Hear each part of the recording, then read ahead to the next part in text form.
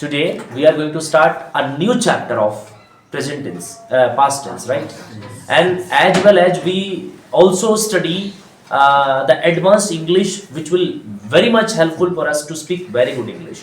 Actually, just I am giving you the fundamental thing to write the examples. Why I am giving you advanced like late and get? Because these are will be used in the last of the sentences. Because I understand that even you know from beginning, then you will be able to speak well English and you will be able to write something special. So that's why I'm giving all the things in a same thing, same place. सब चीजें मैं एक ही जगह इसलिए दे रहा हूँ ताकि आपको दिक्कत नहीं हो. तो लेट्स बिगिन. आज हम लोग बातचीत करेंगे पास्ट टेंस का सेंटेंस और पास्ट का basic plus advance. We are going to start. हाँ जी. हाँ. गेटिंग है तो दे रहा है. हम यहाँ ट्राइंग लिखेंगे तो कोशिश कर रहा है. कोशिश करने दे रहा है. अगर लेट के साथ लगा होगा ना. लेट नहीं लगाएंगे. गेट. हाँ हाँ हाँ हाँ गेट में. नहीं लेट गेट अगर. कुछ नहीं है. सिंपल ना. हाँ कोशिश कर रहा है. जैसे मान लो ट्राइंग टू गेट लगाओ तो कोशिश करवा रहा है. और ट्राइंग टू लेट मैंने कोशिश करने दे रहा है. और केवल ट्राइंग लगाना तो कर रहा है simple. I am trying to speak English. मैं अंग्रेजी बोलने की कोशिश कर रहा हूँ. You are trying to do something. आप कुछ करने की कोशिश कर रहे हैं. आज हम बात करेंगे सिंपल पास्ट टेंस की फंडामेंटल एक्टिव. फंडामेंटल बोलते हैं active, right. Simple past tense का मतलब क्या होता है? जो कार्य पास्ट में हो, एक्शन पास्ट में होना चाहिए. पास्ट बोले तो तुम्हारा आज से पास्ट. सिंपल भाषा में अगर समझे, जो हमारा निकल गया वो पास्ट हुआ. जो काम हो गई, जो एक्शन हो गया वो पास्ट हो गया, राइट है ना. तो हम सिंपल पास्ट की पहचान की बात करते हैं तो देखो ये आएगा सेंटेंस में. पहचान आ ई ए. आ ई ए. अब एक और एग्जांपल लेते हैं. था थी थे भी हो सकता है. अब कैसे ही होगा इसको मैं थोड़ा एग्जांपल देके बताता हूँ. जैसे मैं एग्जांपल लेता हूँ. मैंने अंग्रेजी सीखा. हेलो. ध्यान से पढ़ो. सीखा बोले से आएगा. सीखा, राइट. ये लास्ट पूरा सेम मैंने साउंड याद करो. सीखा. अच्छा प्रेजेंट में थोड़ा सा पीछे चले. सीखता है था. सीखा. बस यहीं तक खत्म हो जाएगा. सीखा, गया, खाया, पिया, नहाया, धोया, पीटा, नाचा, जो भी. आ खाई, गई, नाची, गए, आए, बैठे, कुछ भी. तो आ ए ई. तो एक चीज आएगा सेंटेंस में. आप साउंड में आ ए से अंत करो तो समझ लेना ये पास्ट सिंपल का एग्जांपल है. अब आप बोलने का मतलब क्या है? यहाँ पर ये चीज छुपा हुआ है. इस सेंटेंस को हम ऐसे भी बोल सकते हैं. मैं अंग्रेजी सीखता था भी हम कह सकते हैं. ऐसा भी सेंटेंस भी आएगा तब भी आप सिंपल पास्ट का ही होगा. मैं अंग्रेजी सीखता था. कई बार ऐसा भी तो होगा ना. जरूरी तो नहीं मैं सीखता था मैं गया. ऐसा भी मैं गया था भी बोल सकते हैं. तो यहाँ दोनों सेंटेंस का तात्पर्य सिंपल पास्ट से है. तो मैंने ये आ लिखने का मतलब ये समझना कि ये शब्द आ जाएगा साउंड में आएगा. गया, खाया, खाई, खाए, ऐसा आ सकता है. ठीक है. क्लियर है यहाँ तक. अब आते हैं इसके helping verb. Simple past tense का हेल्पिंग वर्ब के तौर पे पूरी दुनिया में डीड का प्रयोग होता है. किसका प्रयोग होता है? डीड का प्रयोग होता है. और इसका मेन वर्ब के रूप में वर्ब का सेकंड रूप का इस्तेमाल होता है. यहां पर वर्ब का सेकंड रूप का इस्तेमाल होगा. यू ऑलवेज रिमेंबर सेकंड रूप का इस्तेमाल होगा. और इसका जो मेथड होगा देखो, subject plus V2 plus object. Fundamental में हमेशा V2 का इस्तेमाल किया जाएगा. लेकिन डीड का प्रयोग कब होता है? जब नेगेटिव इंट्रोगेटिव पॉजिटिव बनाते हैं तब होता है. अब इस एग्जांपल को बनाते हैं. मैंने अंग्रेजी सीखा. आई सीखना. सीखना का V2 क्या? सीखना का इंग्लिश क्या होता है? लर्न. उसका V2 क्या हो जाएगा? लर्न. है? आई learn English.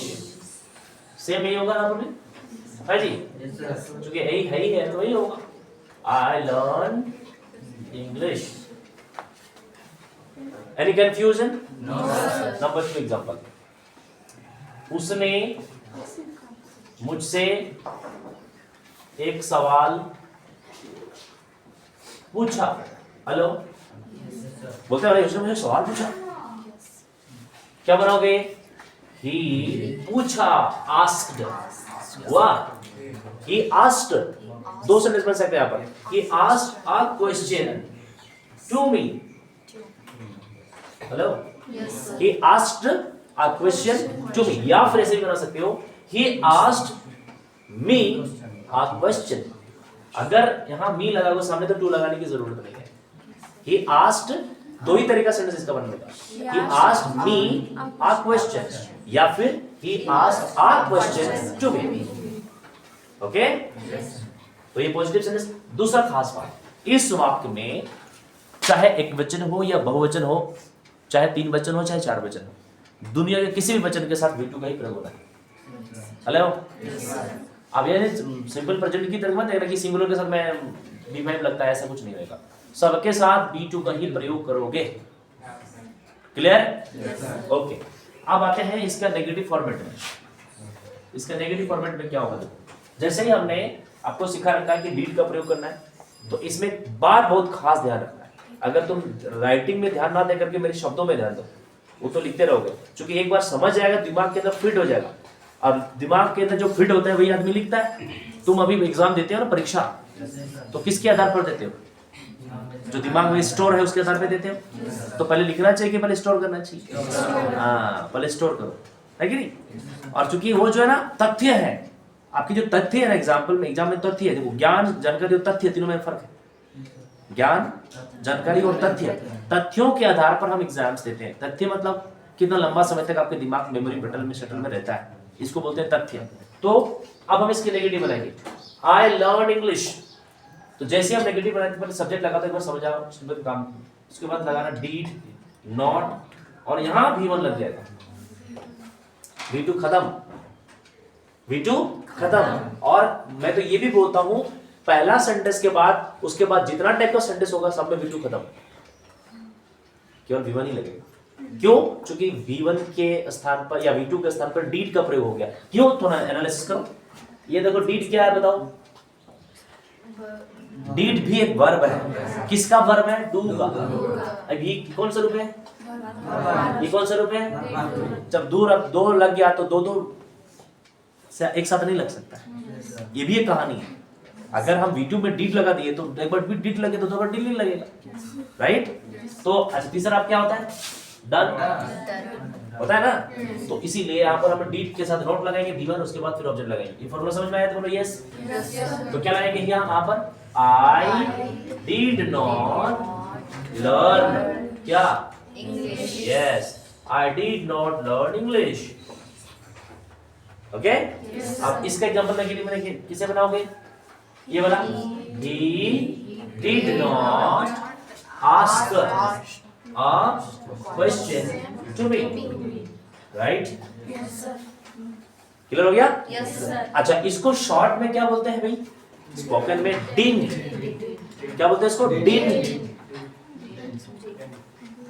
Right? I didn't, speaking में didn't शब्द का इस्तेमाल करना पड़ता है। अच्छा, हाँ, डिडन भी लोग बोलते हैं, लेकिन डिन शब्द जो है ना लैंग्वेज में जब बोल रहे थे, आई डिडंट गो देयर, डिन। आप डिडंट बोले से डी डबल डी आ जाए तो तुमको बोलने में थोड़ा सा अनकंफर्टेबल होता है। डिडंट वर्ड का भी इस्तेमाल करते हैं, डिडंट भी करते हैं, आई डिडंट गो देयर, है ना? तो ये चीज है, ये हो गया नेगेटिव। आप इंट्रो पॉजिटिव इधर देख लो। अब मुझे लगता है कि जब नेगेटिव बनाने सकते तो इंट्रो पॉजिटिव आराम से बना सकते हो। क्या करना पड़ेगा, कोई बताएगा? कौन बताएगा? फटाफट करा करो, एकदम दनादन। मैं किसकी सिखा रहा हूँ यहाँ? दो एग्जाम्पल है। क्या है? बताओ क्या करना पड़ेगा, फटाफट बताओ। डीड क्या? हाँ, हेल्पिंग वर्ब को शुरू में डालने का, सीधे बोलो। तो क्या करेंगे इधर? Did I learn English, right? Okay, दूसरा क्या हो जाएगा? डीड ही, ठीक है ना? Did he ask a question?